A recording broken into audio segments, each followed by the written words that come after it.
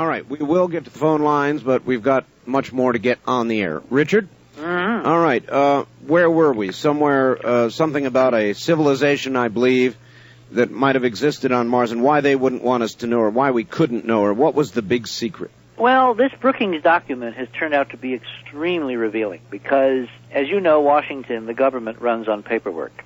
And for years and years, this was, of course, the $64 question.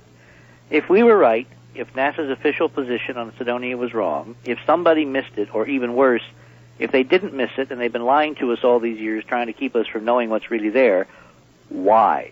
This would be, by everyone's assessment, a gold card for NASA. Right. If we found evidence of an ET civilization, there would be no funding worries. The American people would open their hearts, their pocketbooks, and their minds, and we would be off to inherit the solar system. Everybody would get wildly rich, right. And I mean that literally. Yes. And a whole new era would dawn. That's a very powerful argument. That is why I'm so upset that it hasn't happened, because it should have happened, and somebody didn't want it to happen.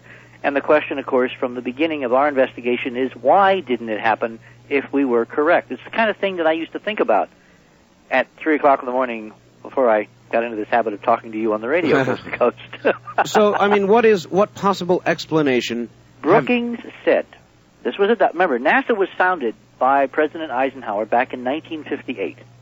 We were at the height of the Cold War. We were incredibly paranoid about the Red Menace, the Russians, the commies are coming, we were going to be bombed in our beds back to the Stone Age, et cetera, et cetera, et cetera. In that spirit, in 59, literally a few months after NASA was founded, NASA headquarters turned to Brookings and basically said, look, assemble a bunch of academics and tell us what to do.